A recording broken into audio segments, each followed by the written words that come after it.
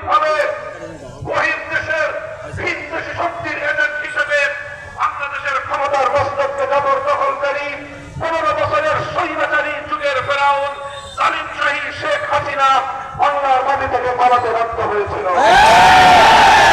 সেই সকল শহীদদের রুহের মাগফিরাত কামনা করি এবং তারা যে উদ্দেশ্যে মহৎ উদ্দেশ্যে বৈষম্য বিরোধী একটি ইনসাফপূর্ণ সমাজ করার যে স্বপ্ন দেখেছিল সেই স্বপ্ন বাস্তবায়নের দৃঢ় প্রত্যয় গ্রহণ করছি।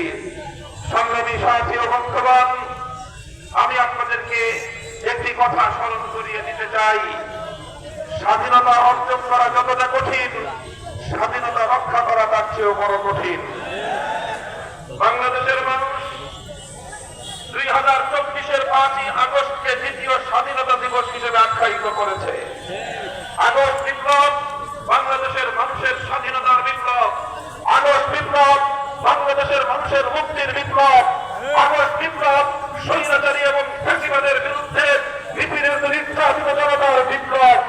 আগস্ট বিপ্লব ছিল একটি সুন্দর সমৃদ্ধশালী ইনসাফপূর্ণ বাংলাদেশ গড়ার বিপ্লব। কাজেই আমাদেরকে যে কোনো মূল্যে এই বিপ্লবের সুফল